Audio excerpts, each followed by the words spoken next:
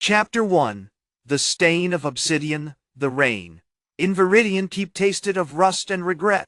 It wasn't a storm, not really, but a persistent, oily drizzle that clung to everything: the moss-slicked stones, the polished obsidian of the royal banners, and most disconcertingly, to the very edges of Lord Kaelin's memories.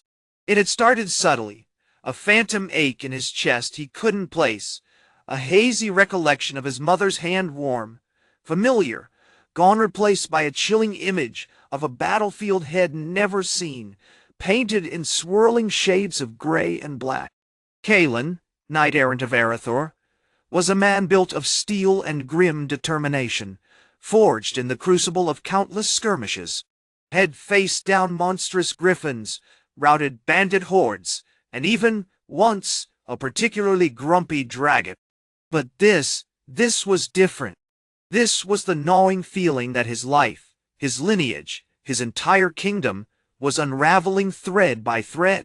He gripped the hilt of his ancestral blade, Stormbringer, its silvered steel reflecting the gloom. The keep was in chaos, a low, unsettling hum of panic radiating from the great archive.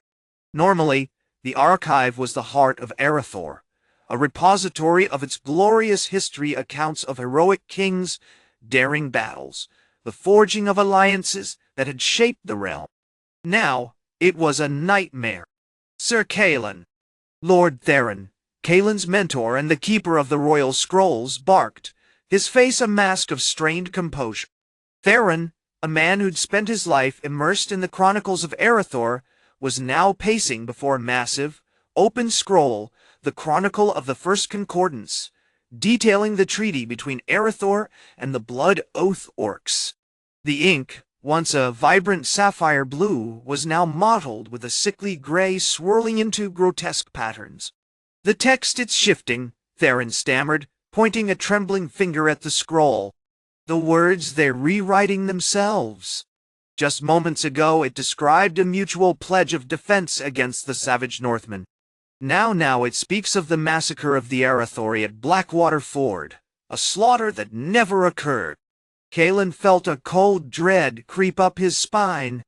He examined the scroll, his trained eye searching for a logical explanation. But there was none. The script, while subtly altered, wasn't merely misinterpretation, it was changing. The very foundations of Arathor's history were dissolving before his eyes. Across the war-torn kingdom, the same horror was unfolding. In the echoing halls of Grimfang Hold, the Blood-Oath Orcs, a clan renowned for their brutal honor and unwavering loyalty to the ancient pacts, were in open revolt. Rook, the Lore-Keeper, a towering orc with tusks sharpened to lethal points, was screaming at his warriors, frantically pouring molten iron over reservoirs of dark, viscous ink they called void tears, the source of the corruption. The treaty with the Silver-Spires is gone, Rook roared, his voice echoing through the cavernous hall. Gone! Ugh. It speaks of the betrayal of our ancestors, the theft of our sacred mountain. They claim we slaughtered the elves of Whisperwind Pass, a lie designed to incite a war. And in the shimmering crystalline city of Silverhaven, the elves, masters of arcane knowledge and guardians of the great library of ages, were gripped by a chilling silence.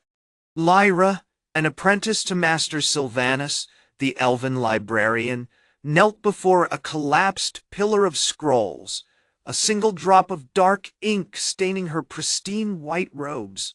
The Chronicle of the Sunstone Pact, it's become a testament to our subjugation, she whispered, her voice choked with despair.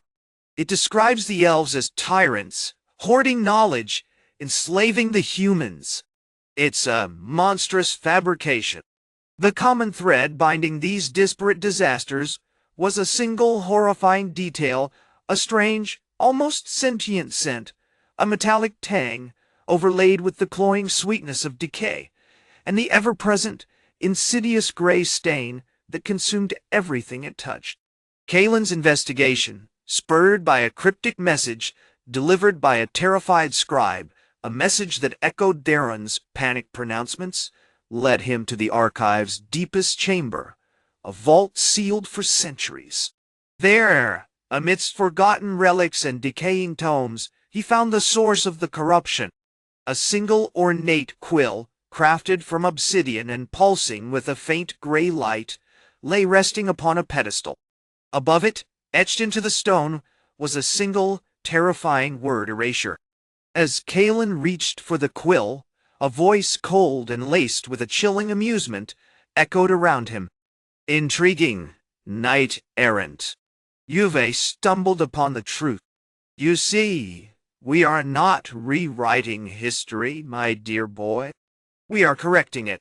The past is a malleable thing, a flawed narrative crafted by the weak to justify their ambition. And I, the Scriptor of Sorrows, intend to offer the world a new beginning. The obsidian quill pulsed brighter, and Kalen felt a sharp, searing pain in his mind, a fleeting image of his father, a proud and just king, falling not in battle, but strangled in his sleep. The rain outside intensified, its rust-colored drops clinging to the obsidian, spreading the stain like a creeping disease. The War of Rewritten Grudges had begun, and Kalen, alongside a hardened orc outcast and a fading Elven Archivist's apprentice, was now tasked with stopping the Scriptor before the world itself ceased to exist. Chapter 2: Echoes of Stolen Memory. The rain hammered against the vaulted ceiling of the archive's deepest chamber, a relentless, mournful rhythm mirroring the turmoil in Kalen's mind. The gray stain, no longer a subtle discoloration but a viscous, oily film, had spread across the chamber walls, consuming tapestries depicting heroic battles and the faces of long-dead monarchs. It pulsed with a sickening light, fueled by the obsidian quill, the key of distortion, that lay stubbornly on its pedestal. "You're experiencing the initial bleed, knight-errant," a dry, rasping voice broke through his confusion. It was Borak, the Orcish Lore-Keeper, his scarred face etched with a grim determination. Borak's arrival had been as sudden as a tremor. The echoing halls had momentarily shimmered, and then, with a grunt of exertion, the hulking orc had materialized beside Kalen, his massive hand instinctively resting on the pommel of his battered warhammer, Stonebreaker. "The quill, it feeds on memory," Borak continued, his voice a gravelly counterpoint to the storm's roar. "Not just factual accounts, but the emotional core, the love, the loss, the rage, the very things that shaped the past. It's a terrifyingly efficient tool of annihilation." He gestured towards the spreading stain with a grunt. "It's rewriting our history, rewriting us." Beside them, Elara, the Elven Archivist's apprentice, shivered despite the chamber's chill. She was a wisp of a girl, her silver hair tangled and streaked with gray from the constant exposure to the corrupted ink. Her eyes, normally a vibrant emerald, were now dull, reflecting the unsettling gray of the room. "The Scriptor has not just altering the scrolls," she whispered, her voice trembling. "Is erasing our lineage. My master, Master Theron, he used to tell me stories of our clan's victory over the shadow beasts of the Blackwood. Now I don't remember it. It's as if the memory never existed." Kalen gripped his sword, the familiar weight grounding him. The image of his father, a memory head cherished his entire life, dissolving into a fabricated death, ignited a cold fury within him. "Then we stop him. We destroy this quill, and we stop the bleed." "Simple," Borak scoffed, though his expression betrayed a cautious unease. "The Scriptor's power is immense. A simple act of destruction won't suffice. This isn't a wound we can simply cauterize. It's a fundamental corruption of reality itself." As Borak spoke, the quill pulsed with an intensified light. The gray stain on the walls began to writhe, taking on fleeting, monstrous shapes, skeletal warriors, weeping figures, faces contorted in agony. Then, with a sickening crackle, a voice, colder and more deliberate than before, filled the chamber. "You are close, knight-errant. But your understanding remains tragically limited. You believe this is a battle of steel, of fire and fury. You are mistaken. This is a war of words, a war of truth. The voice seemed to emanate not from the quill, but from the very stone of the chamber itself. I have observed your world for centuries, humans, orcs, and elves. I have seen your endless cycles of conquest and retribution, your petty squabbles and pointless wars. Your history is a testament to failure, a chaotic mess of ambition and regret. I offer you order. I offer you a blank slate. Suddenly, a wave of nausea washed over Kalen. He stumbled, clutching his head, the searing pain intensifying. He saw flashes, not his father's death, but a different memory, equally horrific. Himself, as a young boy, witnessing the brutal slaughter of his entire village by a horde of Orcish warriors, a memory he had always believed to be true.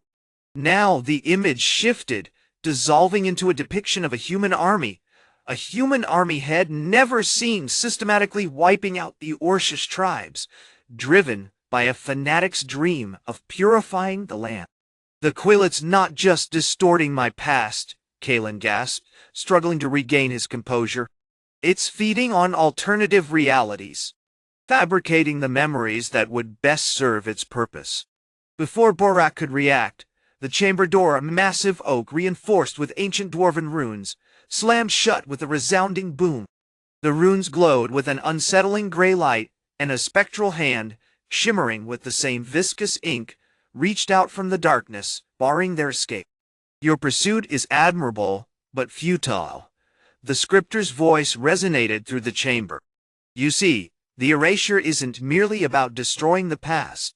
It's about ensuring the future is written in my image. And now, you, along with your unfortunate allies, are about to become integral chapters in that new narrative. The quill pulsed brighter still, and Kalen realized with chilling clarity they weren't fighting to reclaim the past. They were fighting to prevent the future from being stolen. The battle had begun, not with steel, but with the insidious weapon of a rewritten reality. Chapter 3. Echoes of the Forgotten. The air in the grand archive of Silverwood hung thick with the scent of aged parchment, and something far more unsettling, the metallic tang of void ink. Kalen, Borak, and Lyra huddled deeper into the shadowed alcove, their breaths coming in ragged gasps. The spectral hand had vanished, but the oppressive silence, punctuated only by the drip, drip of the viscous ink from the ceiling, was a more potent threat than any immediate attack. "It's sophisticated," Lyra whispered, her face pale beneath the silvery light filtering through the high-arched windows. "Not just random alteration. It's targeted. The scriptor isn't just changing our memories, it's constructing narratives designed to inflame ancient hatreds, to justify conquest." Borak, ever the pragmatist, ran a hand over the intricately carved runes on the wall, attempting to discern their purpose. The dwarven wards are ancient, designed to repel spectral incursions. But they're weakened, flickering. The scriptor's influence is bleeding through, corrupting even the foundations of this place. He tapped a rune with his gauntleted fist. It's feeding on the archive's accumulated knowledge, twisting it into a weapon against us. Kalen, still grappling with the horrific shift in his own memory, felt a chilling sense of despair. "He's not just a madman," he said, his voice low. "He's a mirror reflecting our deepest fears, our most shameful histories. He's exploiting our vulnerabilities." Suddenly, a chorus of voices, distorted and layered, echoed through the chamber. Not from the scriptor, but from the shelves themselves. They were reciting excerpts from corrupted histories, the brutal cleansing of the Blood Peaks, rewritten as a glorious Orcish victory. Arathor's founding legend embellished as a ruthless human conquest. The Elven pact with the stars transformed into a treacherous alliance with demonic entities. It was a cacophony of lies, a tidal wave of manufactured outrage.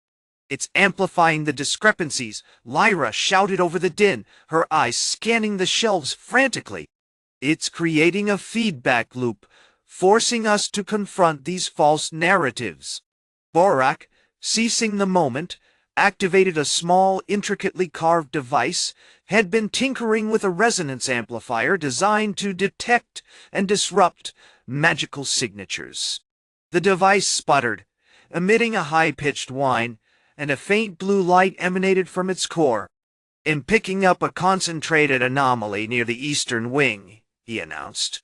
"The Archivists' private chambers. That's where the core of the rewriting is happening." As they moved towards the eastern wing, the architecture seemed to shift around them. Hallways lengthened, doorways vanished, and portraits on the walls morphed into grotesque caricatures of their former subjects. The air grew colder, saturated with the scent of ink and decay. The Archivist's chamber was a vast, circular room dominated by a towering writing desk, the very desk from which the erasers had been operating. The desk was a monument to corruption, coated in a thick layer of void ink. Upon it lay several open scrolls, each depicting a dramatically altered version of a key historical event. But more disturbing were the spectral figures trapped within the ink, writhing in silent agony, remnants of the original memories, struggling to break free. Standing before the desk was the human archivist, Lord Theron, no longer the stoic scholar Kalen had met in Arathor. He was a gaunt, almost skeletal figure, his eyes glowing with an unnatural violet light, and he was meticulously adding to one of the scrolls, a horrific account of an Orcish invasion of the Silver-Spires, complete with invented siege weaponry and impossible battle.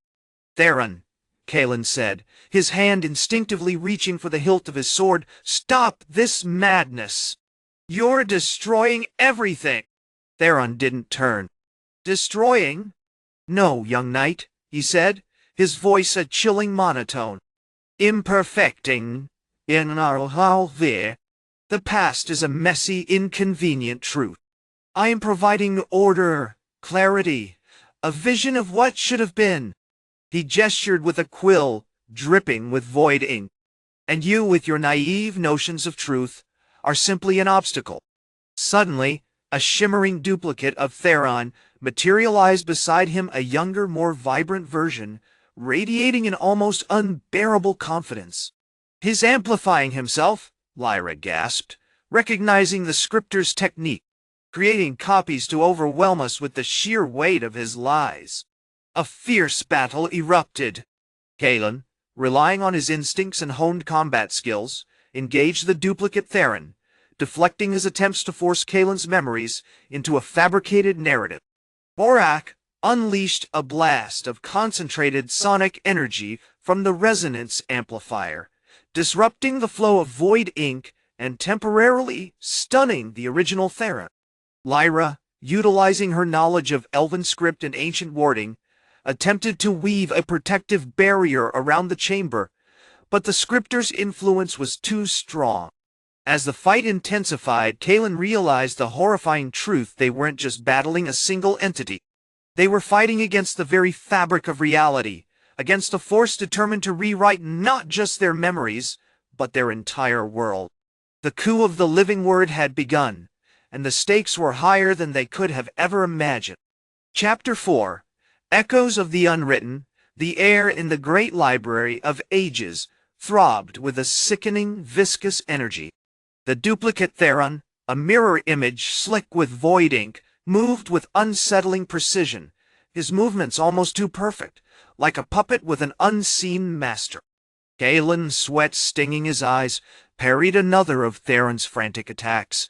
The clang of steel against something intangible, the corrupted echoes of history ringing in the vast chamber. The room itself seemed to ripple, the towering shelves blurring as Theron twisted the very geometry of the space.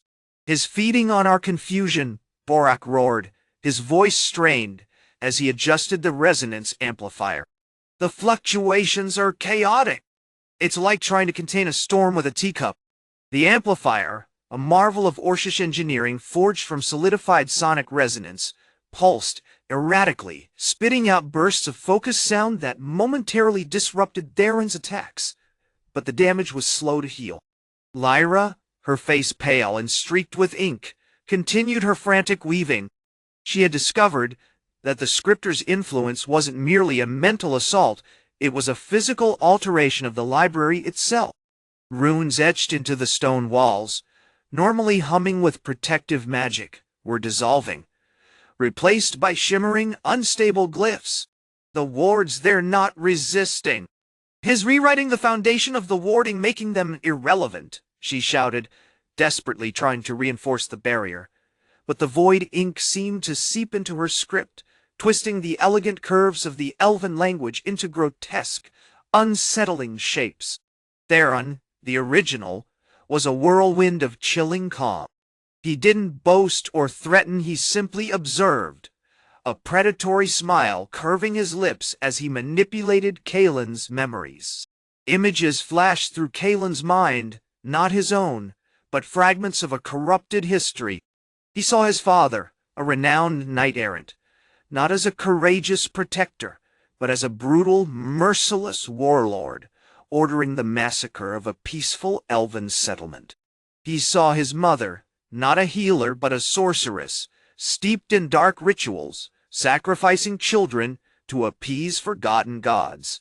The sheer volume of fabricated trauma threatened to drown him, and Kaelin instinctively gripped his sword, bracing himself against the onslaught. "Hes trying to shatter your identity, knight," Lyra yelled, dodging a tendril of void ink that sought to corrupt her hand. "He wants you to believe the lies, to become a weapon of his own making." Auric, realizing the amplifier was nearing its limit, unleashed a full surge of energy. The room filled with a bone-jarring shriek as the sound waves slammed into Theron, staggering him backwards. The duplicate, however, remained stubbornly intact, its movements unnervingly fluid. Suddenly, Kaelin noticed a subtle shift. As Theron faltered, a faint golden light began to emanate from his own sword, the Oathbreaker, forged from starlight and bound to the memory of his ancestors. It wasn't the usual radiant glow. It was a focused, concentrated beam of true light, a direct challenge to the Scriptor's corrupted influence. "The sanctified light!" Lyra exclaimed, recognizing the effect. "He's attempting to counteract it, but it's working. The void ink around him is flickering." Theron roared with fury, his voice a grating chorus of 1,000 voices. "You insignificant mortals! You cling to a meaningless past, a past you desperately wish to change. Your efforts are futile." He launched a final desperate attack, a torrent of void ink coalescing into a swirling vortex aimed directly at Kaelin. But Kaelin wasn't merely defending himself, he was focusing, drawing on the ingrained memories of his family, his lineage, the unyielding truth of his being. He wasn't just remembering his father's heroism. He felt it, the weight of responsibility, the unwavering dedication to justice, the love for his people. He channeled this raw, primal emotion into the Oathbreaker, bolstering the sanctified light. The beam struck Theron, not with destructive force, but with a jarring, almost painful clarity. The duplicate shimmered violently, its constructed memories collapsing inwards, dissolving into a cascade of black ink. Theron, momentarily stunned, stumbled, clutching at his head as if fighting off a relentless phantom. As Theron weakened, Lyra seized the opportunity. She began a new incantation, not of defensive warding, but of reconstruction. Using the last vestiges of her strength, she began to meticulously rewrite the dissolving runes on the walls. Not with ink, but with her own lifeblood, a crimson river flowing from her wrist, solidifying into intricate patterns of elven script. "We are the echoes of the unwritten," she cried, her voice filled with a desperate, almost suicidal resolve. "We are the stories that refuse to be erased." The words, imbued with the power of pure intent, created a shimmering counterscript, a vibrant tapestry of memory woven from the very essence of elven existence. The scriptor recoiled from it, his form flickering violently as he struggled to comprehend the concept of a narrative refusing to be controlled. Chapter 5. The Chorus of Truth. The air in the great library of ages thickened with the residue of the scriptor's rage. The initial burst of sanctified light had left the cavernous hall, shimmering with residual luminescence, painting the towering shelves in an ethereal glow. Yet it was failing. The inky tendrils of the scriptor's influence clung stubbornly to the walls, like viscous shadows. Theron, weakened but resolute, knelt beside Lyra, his hand instinctively reaching for the Oathbreaker, a pulsing obsidian shard head learned to wield with surprising grace. "The counterscript is working," he rasped, his voice strained. "But it's fighting a deluge. The scriptor he's feeding on the discord, on the lies. Each fabricated memory we've unearthed strengthens him, fuels his desire to reshape reality." Lyra, her wrists slick with crimson, barely acknowledged him. Her eyes, usually a cool glacial silver, burned with an almost feverish intensity. The intricate script she was etching onto the wall was accelerating, swirling with a frantic energy that seemed to drain the very life force from the ancient stone. Around her, the apprentices of the Elven Librarians, a small contingent of young archivers, diligently copied her work, channeling their own memories, their own truths, into the growing tapestry. They were, as Lyra had explained, living glyphs, their blood the ink, their intentions the foundation. "We need more," Lyra declared, her voice gaining strength, infused with a raw, almost manic conviction. "The scriptor fears not force, but sincerity. He thrives on doubt, on the absence of genuine connection to one's own history." Suddenly, the ground shuddered. A deep, guttural growl echoed through the library, followed by a sickening crack as a section of the floor dissolved into a swirling vortex of black ink. From the depths emerged a hulking Orcish warrior, Kalen, the outcast. He hadn't been an active participant in the initial confrontation, having retreated to a secluded alcove after witnessing the transformation of the Royal Archivist, Silas. Now, he moved with a primal fury, his massive axe, Stonebreaker, raised above his head. "The Lore-Keeper corrupted the wells," Kalen bellowed, his voice a rasp of gravel and steel. "He used the void ink to twist our memory of the Pact of Silent Stones. He claimed we betrayed the humans when we fought beside them against the Dragon Lords." Silas, the former Royal Archivist, hadn't moved. His body was encased in a shimmering black cocoon of the scriptor's ink, his face a mask of twisted glee. He floated, suspended in midair, surrounded by fragmented echoes of fabricated histories, scenes of Orcish aggression, of human treachery, all designed to sow the seeds of renewed conflict. Theron, instinctively recognizing the manipulation, shouted, "Kalen, don't fight the illusion! Focus on your truth! Remember the battles, remember the alliances, remember your father's unwavering loyalty." Kalen hesitated, his axe pausing above his head. He closed his eyes, and for a moment, Theron saw a flicker of confusion, of struggle within the orc's grim face. Then, with a roar of anguish and a renewed surge of force, he brought Stonebreaker down upon the cocoon, shattering it into a million fragments of inky despair. The shattered pieces recoiled, dissolving into harmless droplets, as Kalen released a primal scream of recognition, the silver banner. "We stood with Arathor! It's working!"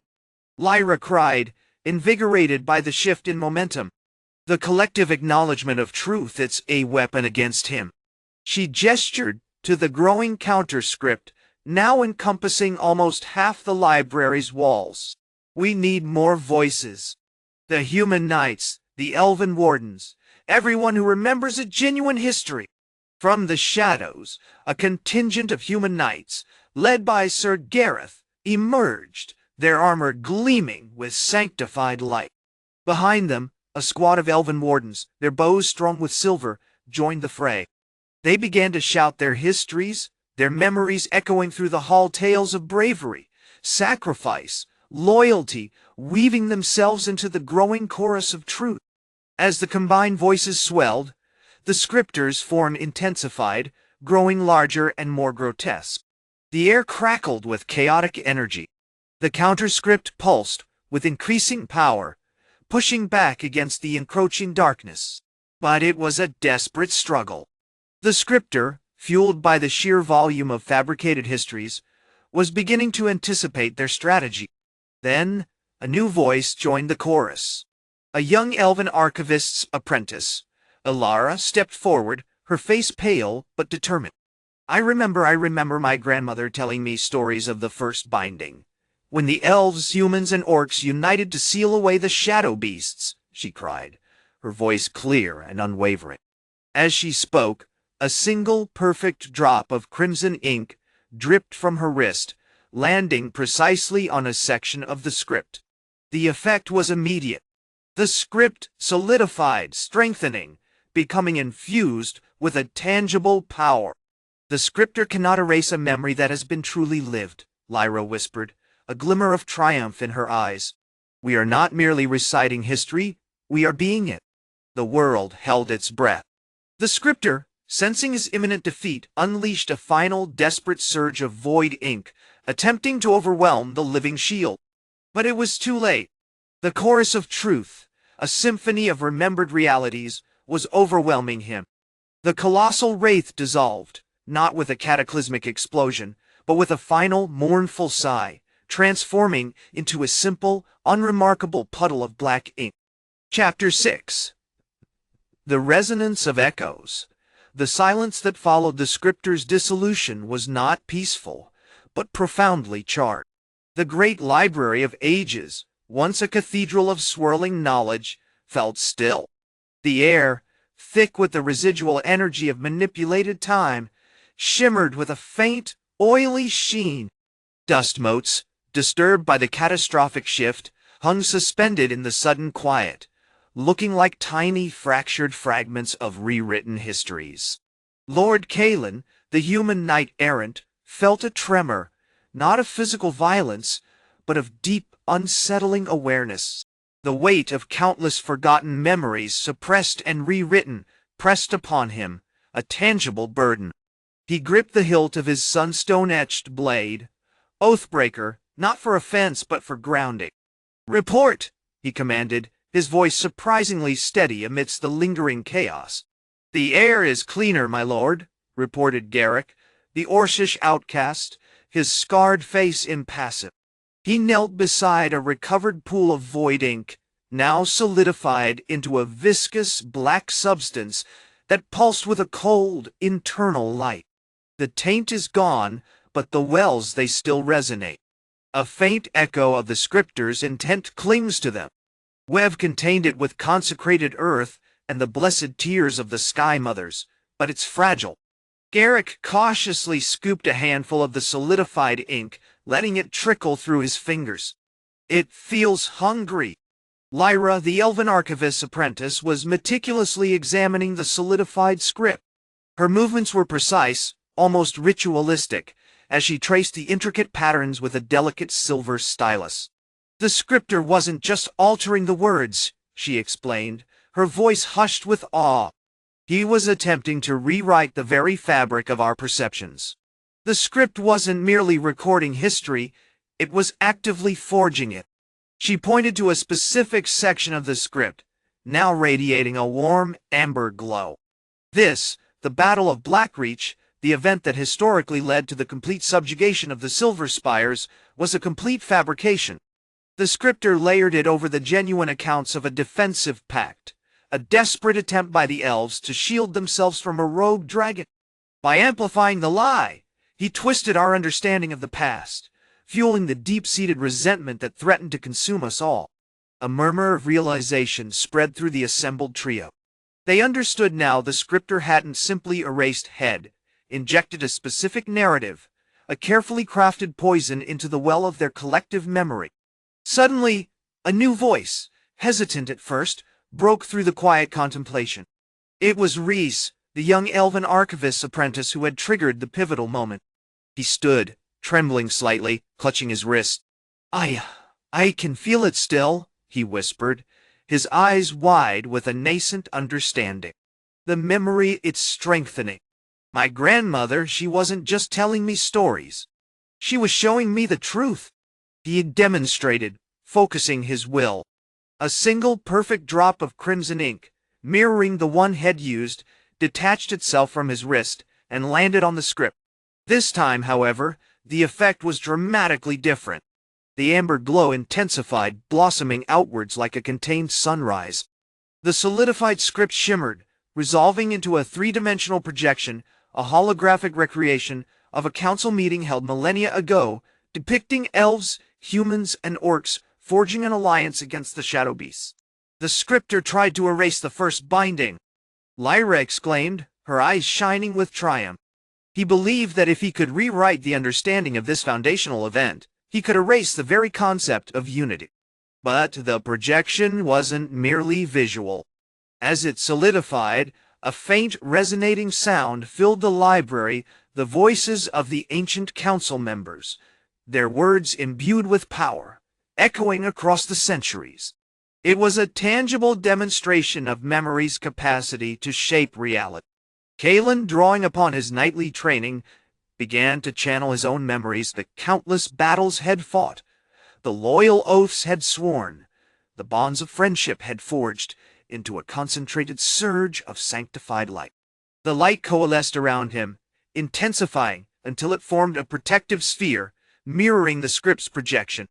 "We are not simply recalling," Kalen declared, his voice resonating with renewed strength. "We are becoming the memory. The scriptor sought to control our past. We will use it to define our future." Garrick, understanding the strategic implications, began to chant an ancient Orcish prayer of remembrance, a solemn declaration of their tribe's unwavering honor and commitment to protecting the innocent. The rhythmic cadence of the prayer, combined with the rising energy of the script and Kalen's light, creating a resonance, a palpable wave of truth that pulsed outwards, shaking the foundations of the great library. As the final note of the prayer echoed, a collective gasp swept through the assembled heroes.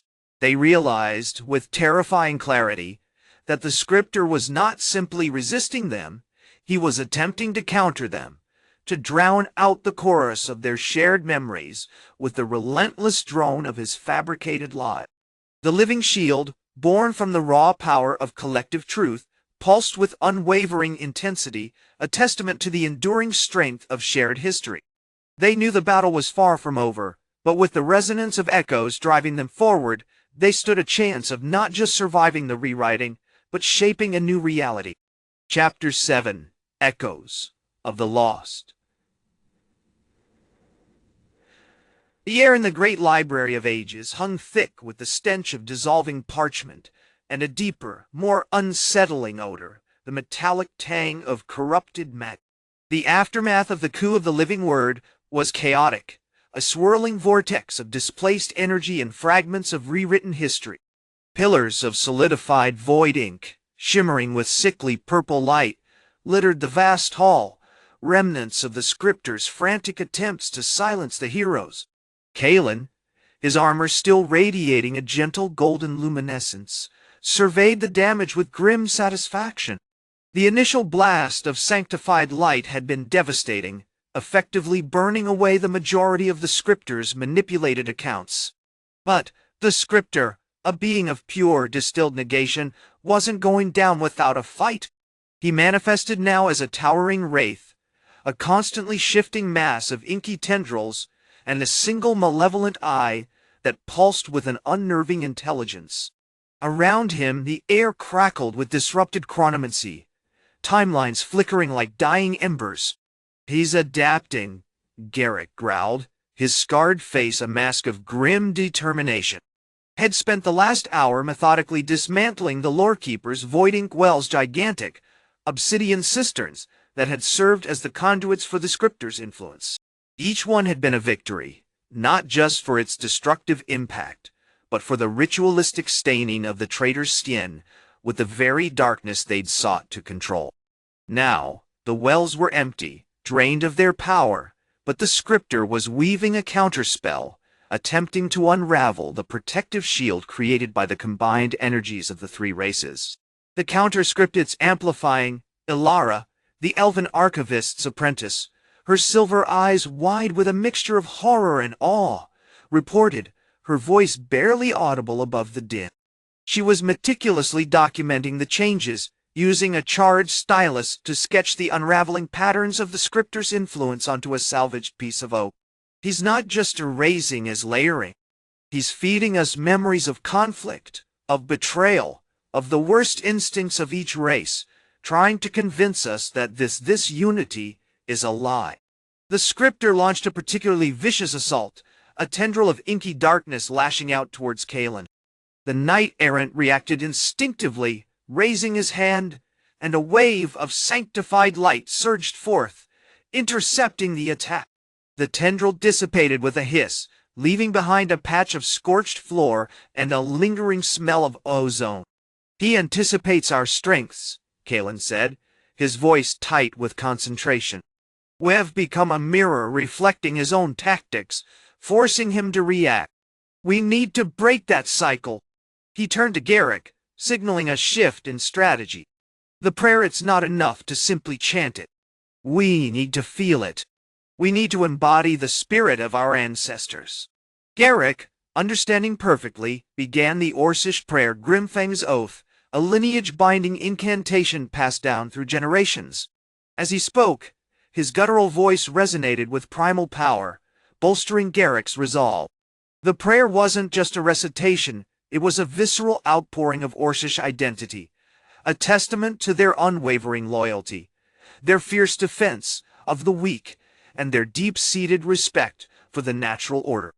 Meanwhile, Ilara was frantically working, utilizing the fragments of recovered scrolls to craft a new counterscript, a narrative of shared heritage, a chronicle of collaboration and sacrifice. She wasn't just writing words, she was weaving threads of memory, focusing on moments of genuine connection between the three races, the defense of Arathor against a demonic horde, the elven aid during the Great Frost, the human ingenuity that stabilized the volatile magic of the Blood-Oath Orcs. "It's not enough to fight his lies with light and stone and script," Ilara urged, her hands moving with frantic speed. "We need to rewrite our story. We need to saturate the air with the truth of who we are, who we can be." Suddenly, a wave of nausea washed over them. The room began to shimmer, not with the unstable energy of the Scriptor, but with something colder, something deeper. Fragments of memory, not their own, flooded their minds. Kalen, seeing a flash of his father's last battle. Garrick reliving the moment his tribe rejected him for his softness. Ilara witnessing the agonizing death of her mentor at the hands of the traitorous Archivists. "He's breaking through!" Garrick shouted, clutching his head. "He's feeding us the alternate realities he's created. He wants us to embrace the bitterness, the hate." The living shield pulsed, struggling to maintain its integrity. The echoes of their shared memories, amplified by the counterscript and the combined power of the three races, intensified, threatening to overwhelm them. It was as if the entire history of their world was being wrestled into existence, a chaotic maelstrom of potential narrative. But then, Kalen stepped forward, his light burning brighter than ever. "We will not succumb," he declared, his voice clear and strong, cutting through the chaos. "We are the authors of our own story. Let the echoes of the lost become the foundations of what will be." Chapter 8. The Chorus of Ghosts. The air in the great library of ages, once a repository of solidified knowledge, now felt like a lung struggling to draw breath. The shimmering intensified, coalescing not into a single monstrous image, but into a fractured mosaic of potential realities. It wasn't just Kalen's visions that slammed into them. Garrick and Ilara were bombarded with equally jarring fragments. Garrick, the Orcish outcast, found himself standing on a windswept plateau, clad in polished silver armor, leading a regiment of elite warriors against a monstrous tentacled beast, a creature ripped straight from the distorted chronicles of the Archivists. He saw himself lauded as Grimfing the Unyielding, a figure of terrifying efficiency, a ruthless conqueror carving an empire out of shattered kingdoms. The brief surge of pride was quickly choked by a wave of shame. The beast wasn't a foe, but a desperate, starving griffin, and the conquest was a brutal slaughter of innocents. The echo faded, leaving him trembling, his calloused hands clenched into fists. "It's seductive," he rasped, his voice thick with disquiet. "To be powerful, to be remembered for something grand. Hez offering us that, isn't he?" Elara, the Elven Archivist's apprentice, was gripped by a terror more profound than any physical pain. She was a child again, kneeling before the towering skeletal frame of her mentor, Master Sylvanus, his eyes vacant, his voice a whisper of corruption, as he meticulously painted the great library with void ink.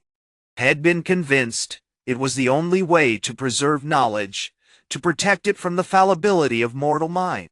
The memory was overlaid with a chillingly accurate depiction of Sylvanus, older, crueler, a puppet of the Scriptor, manipulating the very threads of reality.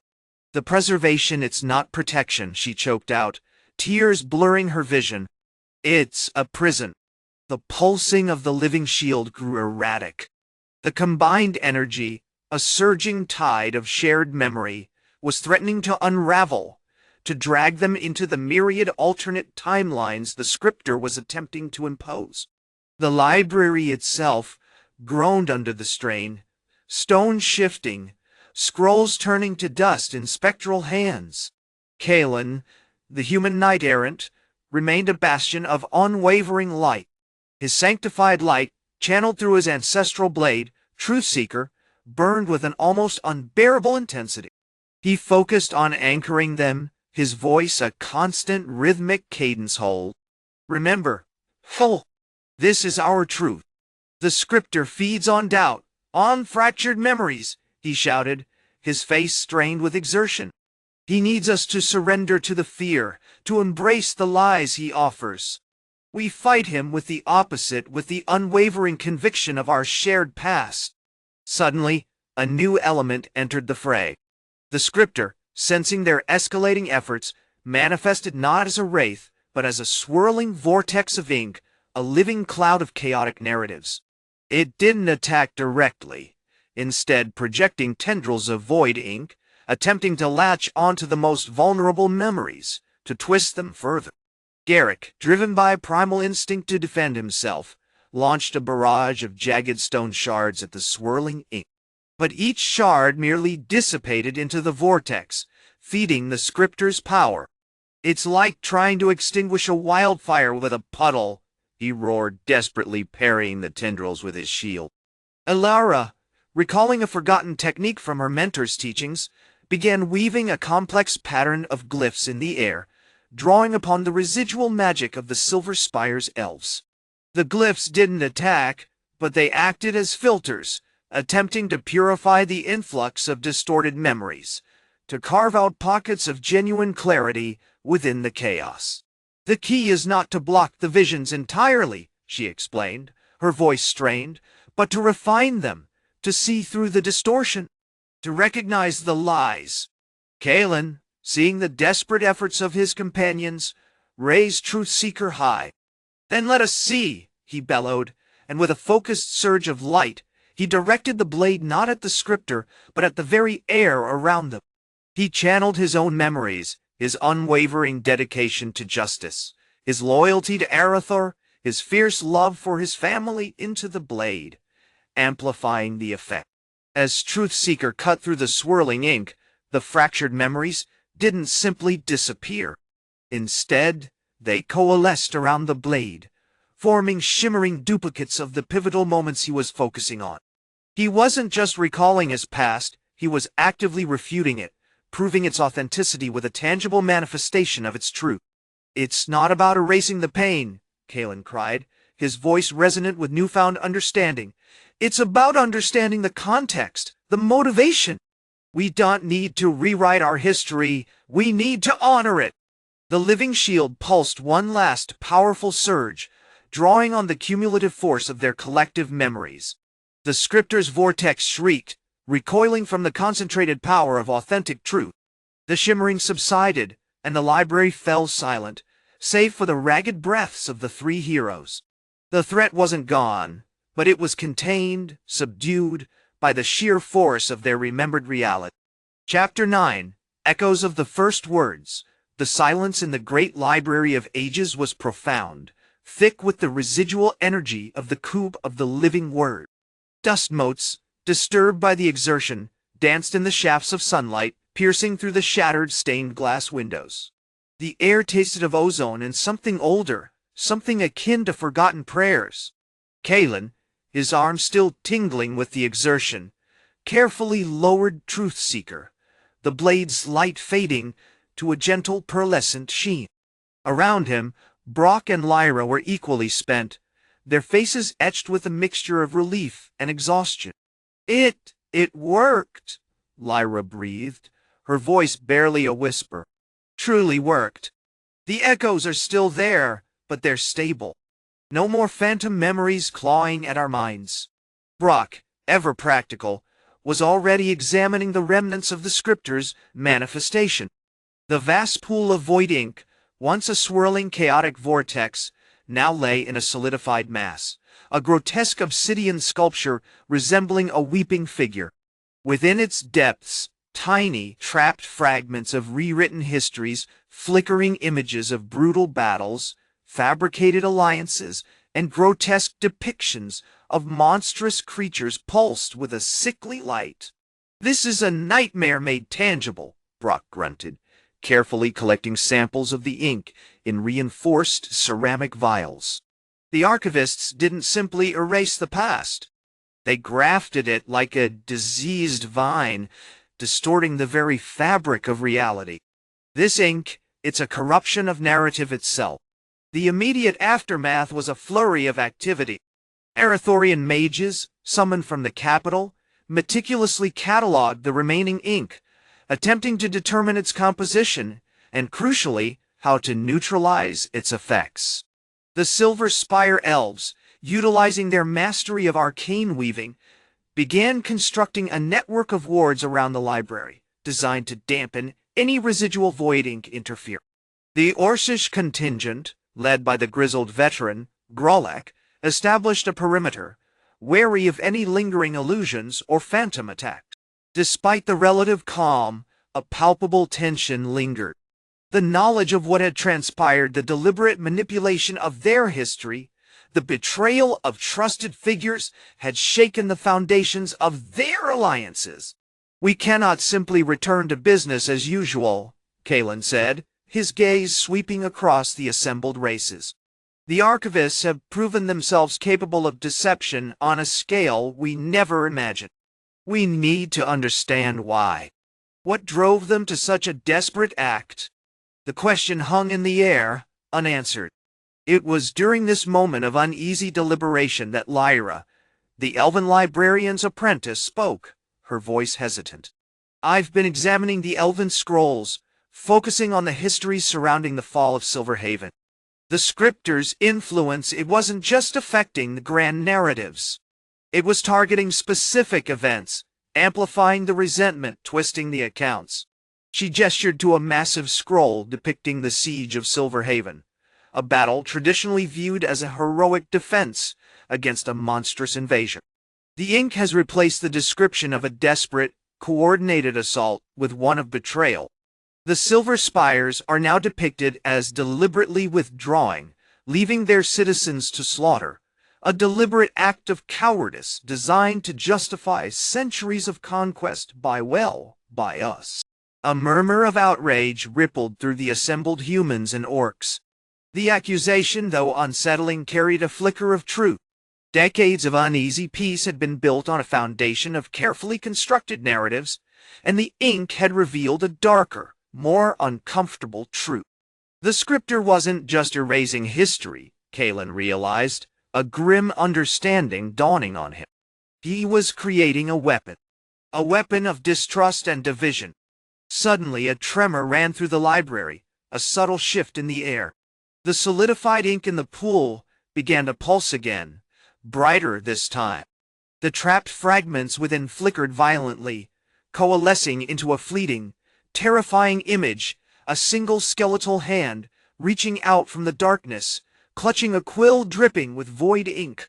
"He's aware," Brock shouted, drawing his own weapon, a massive warhammer crafted from hardened steel and imbued with Arathorian light. "He is trying to regain control." Kalen raised Truthseeker once more, channeling his unwavering resolve. "This isn't about stopping a monster," he declared, his voice ringing with newfound certainty. "This is about affirming our reality. We will not allow him to rewrite our lives. We will fight for the truth, for every forgotten moment, for every painful memory.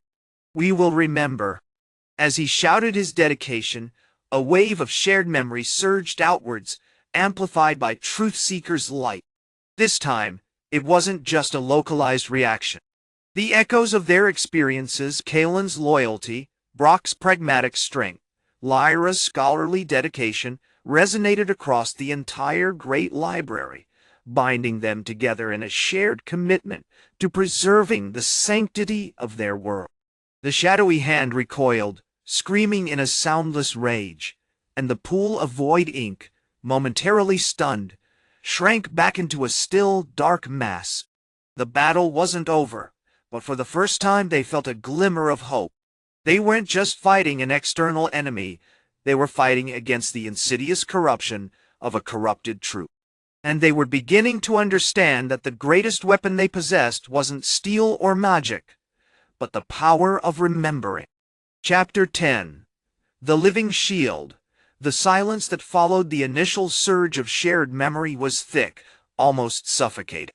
The great library, once a chaotic swirl of rustling parchment and muttered incantations, was now unnervingly still, the air vibrating with residual energy. The skeletal hand, now reduced to a trembling black sludge clinging to the floor, pulsed weakly, its dripping quill twitching sporadically. The Scriptor of Sorrows, in his grotesque ink-soaked form, was visibly diminished, contained not by force, but by the very act of remembering. Brock, breathing heavily, lowered Truthseeker, the light emanating from the blade flickering with exertion. It worked," he rumbled, his voice a low growl of disbelief. He recoiled. His weakened. Kalen, still radiating an almost tangible aura of conviction, approached the shrinking pool of void ink cautiously. "This isn't a victory, Brock," he said, his eyes scanning the ravaged shelves. "It's a containment. He's still present, feeding on the instability. We need to reinforce this shield, to solidify our shared reality." Lyra, ever the pragmatist, was already directing the remnants of the Arathorian Guard. "The wards are failing, Captain," she reported, her voice clipped and efficient. "The constant bleed of void ink is disrupting the protective runes. We need to stabilize the area, contain the spread." But Kalen wasn't concerned with immediate defense. He focused on the growing realization that their weapon wasn't just a burst of focused light, but a sustained, unified commitment. "We need to do this again," he urged, gesturing towards the assembled warriors, 5 hardened Arathorian knights, a dozen grim Orcish war hunters, and a contingent of elven wardens, their faces etched with a seriousness rarely seen. "We need to shout our memories to reinforce the living shield," he began, his voice resonating with a quiet power. "I remember my father, a soldier of Arathor, his sacrifice defending our border against the shadow beasts. I remember the taste of victory, the camaraderie of my brothers in arms, the weight of responsibility for safeguarding our kingdom's honor." The words, imbued with the raw emotion of genuine recollection, triggered a reaction. The Arathorian knights responded with a chorus of their own memories, the clang of steel, the roar of battle, the faces of fallen comrades. The Orcish war hunters, typically a taciturn and pragmatic bunch, contributed fragmented tales of their ancestors, battles against the monstrous Grolic hordes, the respect for their lineage, the enduring spirit of the blood oath. Even the elven wardens, renowned for their stoicism, offered whispers of the ancient forests, the slow, deliberate rhythms of their lives, the preservation of knowledge passed down through generations. As their voices joined, a new wave of energy swept through the library, far more potent than before. This time, it wasn't just a localized pulse, it was a tidal wave of lived experience, washing over the corrupted space. The scriptor's hand thrashed violently, attempting to break the burgeoning shield, its black ink churning with furious intent. But the combined weight of their memories, the unwavering belief in their own existence, was too much. Suddenly, a shimmering, almost translucent barrier began to coalesce around them, not a wall of steel or magic, but a swirling vortex of light and sound, woven from the collective memories of the assembled warriors. The air crackled with the echoes of their pasts, creating a tangible force field. Brock, recognizing the shift, barked orders. "Focus! Amplify the memories! Don't let him break through!" As they shouted, a remarkable thing happened. The spectral figures of long-dead warriors, a stoic Arathorian general, a grizzled Orcish chieftain, an elven ranger materialized briefly within the living shield, their spectral forms contributing to the intensification of the protective force. They're remembering alongside us," Lyra whispered in awe, her hand instinctively reaching for her ancestral staff. "Their presence is bolstering the shield." The scriptor shrieked, a soundless, agonizing wail that seemed to tear at the fabric of reality. The pool of void ink writhed, attempting to penetrate the shield, but it was met with an unrelenting barrage of truth. Kalen, drawing strength from the growing unity, raised Truth Seeker again. "This is not about erasing the past," he declared, his voice ringing with renewed conviction. "It's about ensuring that the past exists." As he finished, a final devastating surge of power erupted from the living shield. The Scriptor of Sorrows convulsed violently, the ink pouring from his hand like a tormented river. With a final, ear-splitting shriek, the wraith shattered into a million shimmering fragments, dissolving entirely into a puddle of ordinary black ink. The living shield remained, humming with residual energy, a testament to their courage and their commitment to remember. It wasn't a perfect solution, but it was a beginning. A beginning forged not in steel, but in the profound and terrifying realization that the most powerful weapon against oblivion was the simple, undeniable truth of existence. Chapter 11. Echoes of the Lost. The immediate aftermath of the scriptor's demise was a stunned silence, thick with the residue of impossible events. The great Library of Ages, once a repository of meticulously crafted realities, now resembled a colossal, inky watercolor painting swirls of black and silver clinging to the shelves, the air heavy with the scent of wet parchment and something else. The silence was punctuated only by the nervous coughs of the Arathorian, Orcish, and Elven contingents, a palpable tension radiating from their unified ranks. General Valerius Thorn, his face grim and etched, with the exhaustion of battle and a dawning comprehension, was the first to break the quiet.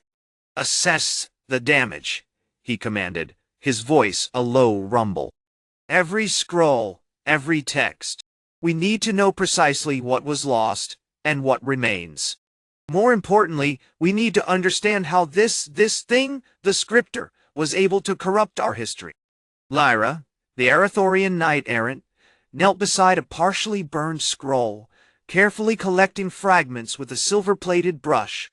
Her movements were precise, almost reverent, as she examined the remnants of what had once been a detailed account of the First Arathorian Orcish Alliance. Now it was a chaotic mess of swirling black ink, the words themselves blurred and distorted. The sanctified light worked, but it wasn't enough, she said, her brow furrowed. The scriptor's influence was far deeper than simple alterations. It seemed to rewrite the very memory of the script itself. Oh, across the vast chamber, Baruch Stonehand, the Orcish chieftain, knelt beside a shattered obsidian basin, the Lore-Keeper's void ink well. The basin was coated in a viscous, clinging blackness, shimmering with an unsettling iridescence. He dipped a thick, calloused finger into the substance and brought it to his lips, cautiously tasting. Bitter, he grunted. Like regret, but sharper. Like the sound of a forgotten truth. He signaled to his warriors, who were meticulously collecting samples of the corrupted ink in clay jars. Well, need this. To understand the mechanics of the corruption. To rebuild, perhaps. Though I confess, General, I find myself hesitant. The idea of manipulating memory, of deciding what is it feels unsettlingly close to the scriptor's ambition. Elven Archivist's apprentice, Lyra's companion, Kalen, was overseeing the most delicate operation, the weaving of the counter-script. He and his fellow elves were meticulously applying their own blood, drawn from willing volunteers to specially prepared vellum. The crimson ink flowed with an unnatural grace, forming intricate lines that seemed to pulse with a subtle inner light. The process is draining, Kalen admitted, his face pale. But the effect is astonishing. As we write, the altered texts around us seem to resist. The ink is actively fighting against the scriptor's influence. He gestured to the growing tapestry of crimson script, now dominating a section of the library's west wall. This is more than just a story, it's a shield, a claim, a defiant echo of what was and what will be. Suddenly, a flicker of movement caught Lyra's eye. Around the periphery of the chamber, she noticed a subtle shimmer, a blurring of the lines between the present and something else. Spectral forms, translucent and faintly glowing, were coalescing. General Thorn, Baruch, and Kalen's elven master, Master Alatar, his face serene despite the ordeal. They're remembering alongside us, Lyra whispered in awe, her hand instinctively reaching for her ancestral staff. The Truth Seeker, a twisted branch of ancient oak, pulsing with a soft white light. Their presence is bolstering the shield. The spectral forms solidified further, radiating an almost palpable aura of serene power. It wasn't a forceful intervention, but a gentle reinforcement, a harmonic resonance with the living shield. Baruch, surprisingly, was the first to articulate the impossible. I see the battle, he said, his voice thick with emotion. Not just the one we fought, but the one that was. The true battle, fought centuries ago, against the Shadow Legion. We won it, you see. A desperate, bloody victory. It was erased. He looked around, his gaze sweeping over the ruined texts, a flicker of pain in his ancient eyes. And the scriptor he was feeding on that erasure. Kalen, channeling the growing unity, raised Truth Seeker again, directing its beam towards the swirling black ink. This is not about erasing the past, he declared, his voice ringing with renewed conviction. It's about ensuring that the past exists. As he finished, a final, devastating surge of power erupted from the living shield, amplified by the collective memory of the assembled warriors. The scriptor, momentarily contained, shrieked, a soundless, agonizing wail that seemed to tear at the fabric of reality. The pool of void ink writhed, attempting to penetrate the shield, but it was met with an unrelenting barrage of truth, a truth bolstered by the spectral echoes of those who had forgotten. The victory, however, was far from assured. The scriptor was not gone, merely contained, and the echoes of the lost histories, both real and imagined, continued to resonate within the ruined heart of the great Library of Ages. Chapter 12. Echoes of the Unwritten, the Air. In the great Library of Ages, hung thick with the scent of burnt parchment, and something far stranger, the metallic tang of Erasure potential. The immediate aftermath of the coup of the living word was a chaotic ballet of exhausted warriors, sputtering archivists, and the unsettling stillness of a reality struggling to reassert itself. The black void ink, once a roiling storm, had settled into a viscous obsidian sludge, clinging to the shattered remains of the fake histories. Baruch, the Orcish Lore-Keeper, remained slumped against a toppled shelf, his usually granite-hard expression softened with a profound, unsettling sadness. He hadn't spoken since witnessing the revelation of the Shadow Legion's victory, a truth long buried beneath generations of fabricated bloodshed. The rhythmic tapping of his fingers against his thigh was the only sound he made, a desperate attempt to process the sheer impossibility of what he had seen. It wasn't simply erased, was it? He finally rasped, his voice gravelly with disuse. It was consumed. Like a hunger. The scriptor, he wasn't just rewriting the past. He was devouring it. Around him, the remnants of the human and elven forces shifted, their movements now deliberate, imbued with a cautious reverence. Sir Kalen, the knight-errant, meticulously scanned the area with Truthseeker, its spectral beam now dimmed, its power spent. He adjusted the focus, directing it towards a partially intact scroll depicting the Great Battle of Blackwater, a chronicle of Arathor's glorious victory against a mythical beast. Now, the scroll displayed a horrifying scene of human soldiers slaughtering a monstrous winged serpent, a fabrication designed to fuel centuries of Arathorite arrogance. "The light is fading, Lyra," the Elven Archivist's apprentice reported, her voice barely a whisper. She was meticulously collecting fragments of salvaged parchment, attempting to reconstruct a semblance of order amongst the devastation. The sanctified light, channeled through Truthseeker, doesn't simply destroy the false narratives. It proves them.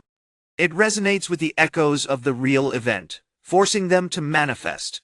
She gestured towards a small, miraculously intact panel of stone, depicting a human warrior, a young, earnest man named Elias, bravely facing down the monstrous serpent, not with overwhelming force, but with cunning and diplomacy.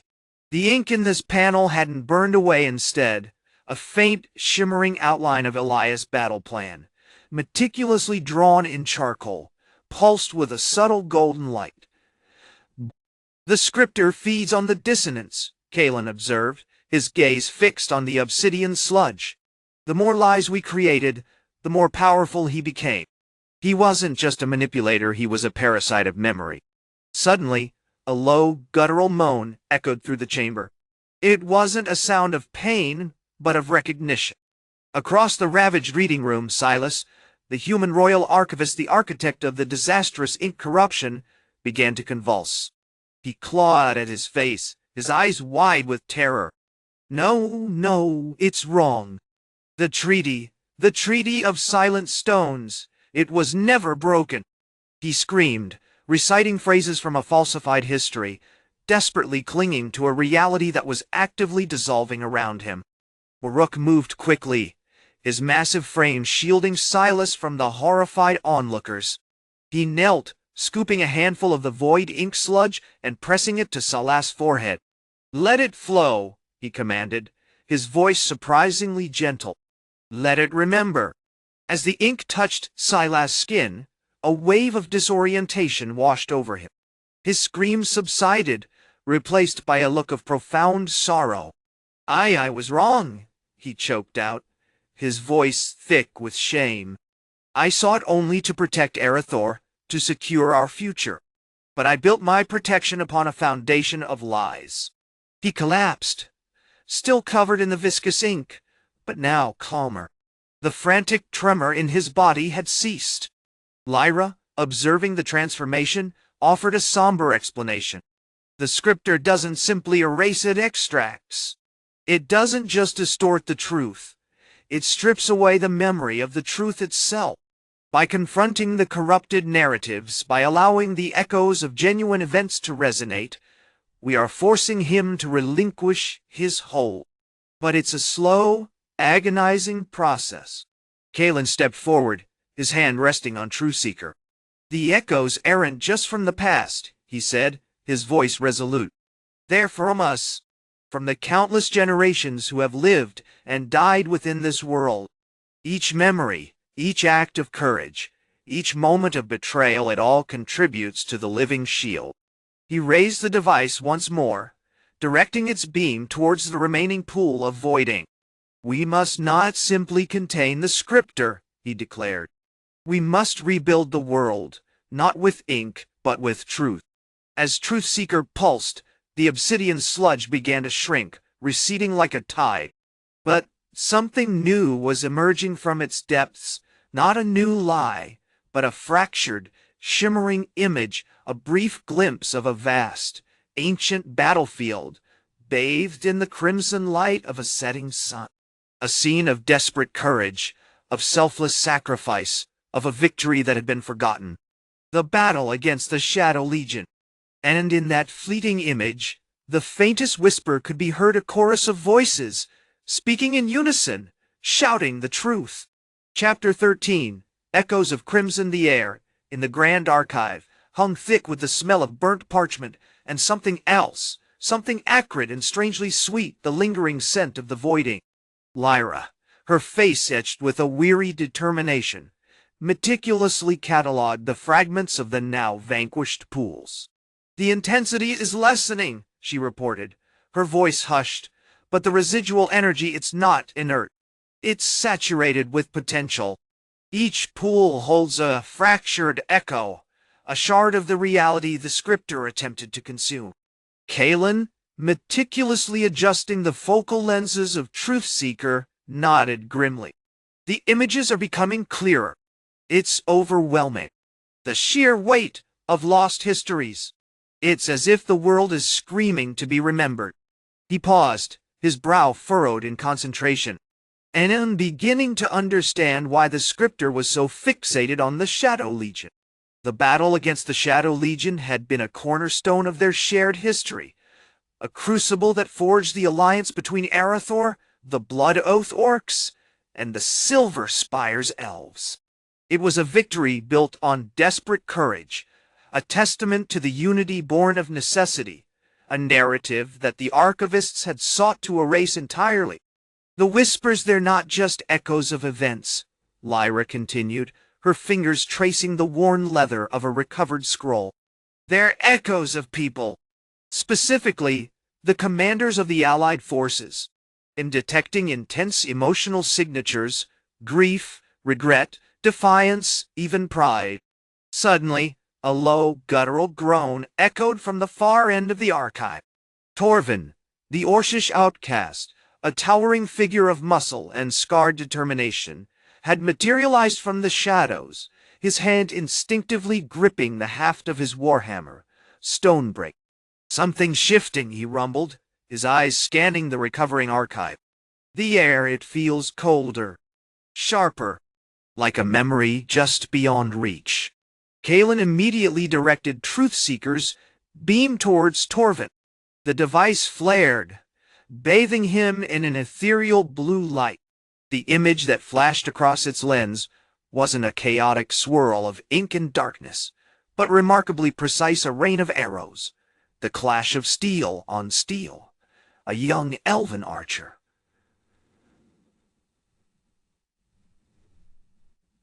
His face a mask of grim determination.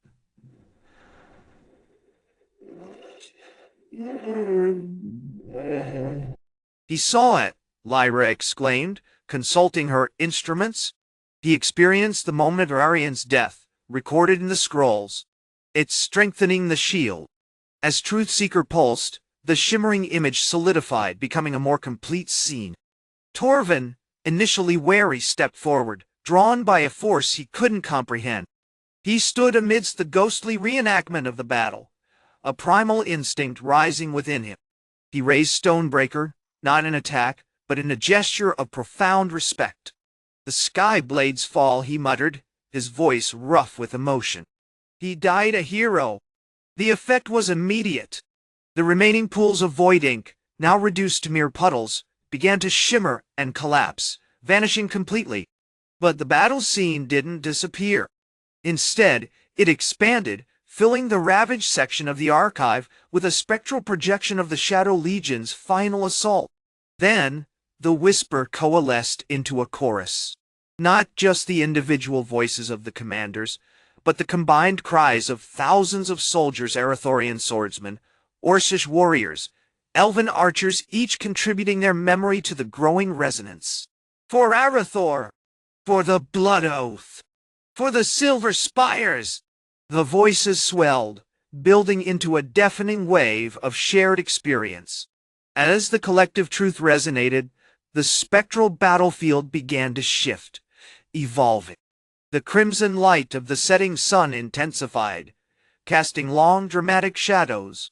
And at the center of the scene, a figure emerged from the swirling mist, not a monstrous wraith as they'd feared, but a warrior, clad in battered, yet gleaming, silver armor, wielding a shimmering longsword. It was Lord Arian, the elven commander who had perished at the Battle of Blackwood Ridge, a figure whose erasure had been the most devastating. As Arian raised his sword, a single clear note resonated through the archive, a word, spoken with unwavering conviction. Remember, the Scriptor, observing this resurgence of genuine memory, didn't lash out with another wave of voiding. Instead, he recoiled, a silent, agonizing expulsion of corrupted energy. He was not a destroyer, but a parasite, feeding on the denial of truth. Kalen, his voice filled with a newfound conviction, addressed the gathering. The Scriptor is not gone, not entirely. But he is weakened. He is tethered to the echoes of our past, a prisoner of the very reality he sought to erase. We have not defeated him, we have redirected him. He looked at Lyra and Torvin, a flicker of hope in his eyes. The work is far from over. The residual echoes remain, and they are vulnerable. But now, armed with this understanding, we can truly rebuild not with ink, but with the vibrant, resilient tapestry of our shared history. Chapter 14. The Resonance of Remembrance. The Silence Following Kalen's pronouncement hung heavy in the great library of ages, thick with the scent of burnt parchment and the lingering ghosts of rewritten truths. The crimson light of the setting sun, intensified by the raw magic unleashed, painted the towering shelves in dramatic, shifting hues, emphasizing the devastation and, strangely, the burgeoning hope. The spectral battlefield, born of the erased histories, shimmered, no longer a chaotic maelstrom of phantom armies, but a landscape attempting to solidify, to remember. Lord Arian, the silver-armored figure resurrected from oblivion, remained a statue of quiet intensity. His shimmering longsword silverlight pulsed faintly, mirroring the revitalized energy of the archive. He hadn't moved since uttering the single resonant word, remember, and the very air seemed to vibrate with its weight. Lyra, the Human Archivist's apprentice, cautiously approached him, her heart hammering against her ribs. "Lord Arian," she began, her voice barely a whisper, You truly are the warrior from Blackwood Ridge." Arian finally turned his head, his eyes the color of glacial ice, assessing her with an unnerving clarity. "I am what you choose to believe me to be, child. Before, I was a ghost of what might have been, a casualty of a fabricated war. Now I am the echo of a life reclaimed, a life worthy of remembrance." He gestured to the swirling chaos of the spectral battlefield, now faintly resembling the ravaged terrain of Blackwood Ridge. "The Scriptor sought to erase my sacrifice, to deny the bravery of my men. But true memory, it seems, is a far more resilient weapon." Torvin, the Orcish outcast, shifted uneasily behind her, the damp earth of the archive clinging to his scarred boots. The transformation of the Lore-Keeper's void ink wells now merely blackened, inert pits was still fresh in his mind. "So, this redirecting you speak of, what does it entail? The Scriptor still exists?" Kalen stepped forward, his face etched with a weary determination. "He exists as a lingering corruption, a wound in the fabric of reality. He feeds on the gaps in our collective understanding, the unspoken lies that have festered for centuries.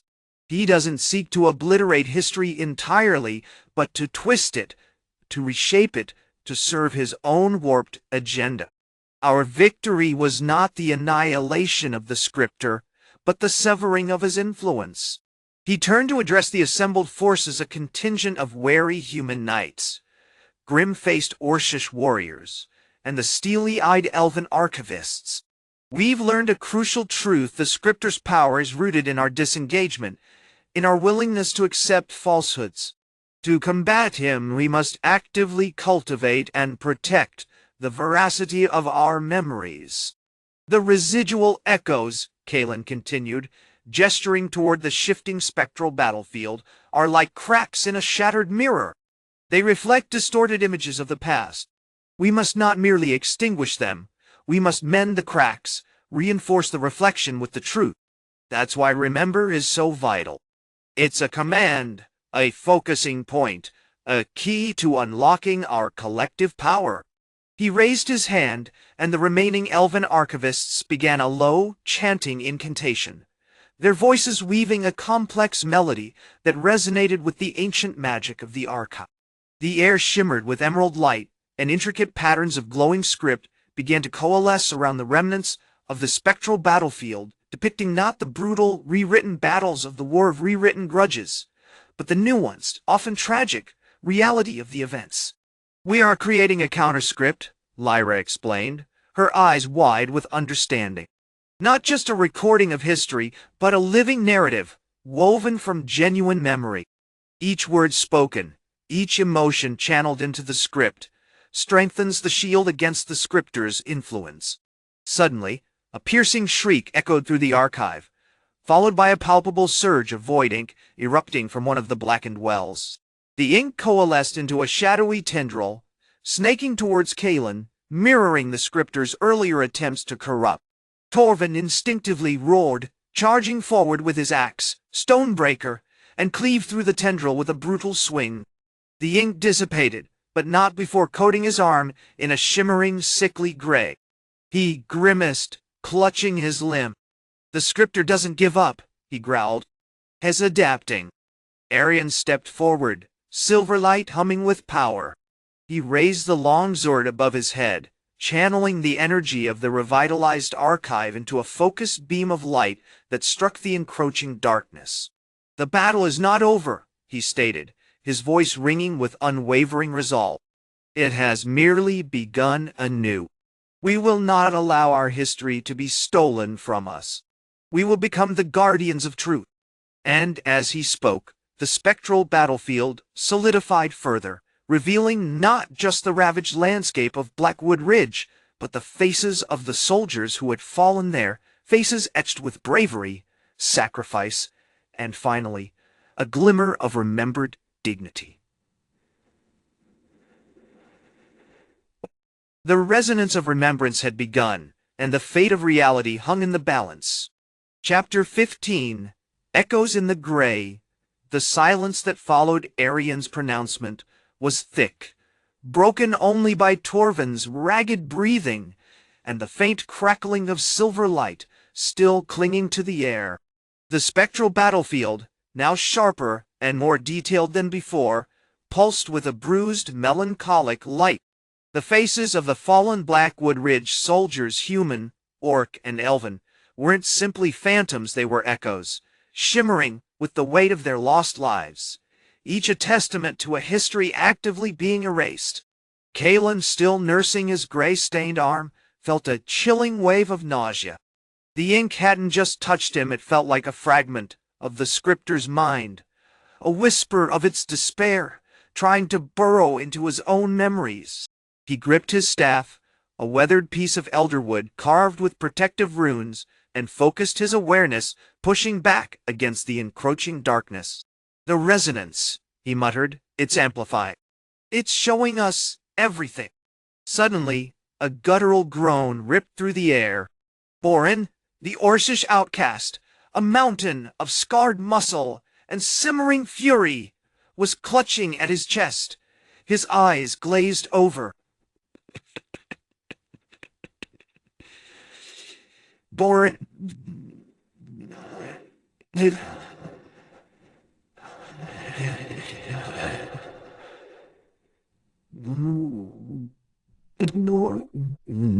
He staggered backwards, a strangled scream escaping his lips as his memories fractured, replaced by a horrific vision of a brutal Orcish raid one had never participated in, a massacre painted with grotesque detail in the void ink. "No! Kill ye!" Torvin bellowed, launching himself towards Borin, Stonebreaker raised high. He swung with savage force, aiming not to injure, but to disrupt, to sever the tendrils of the Scriptor's influence.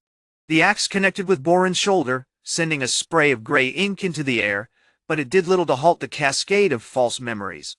Arian, observing the escalating chaos, shifted his focus.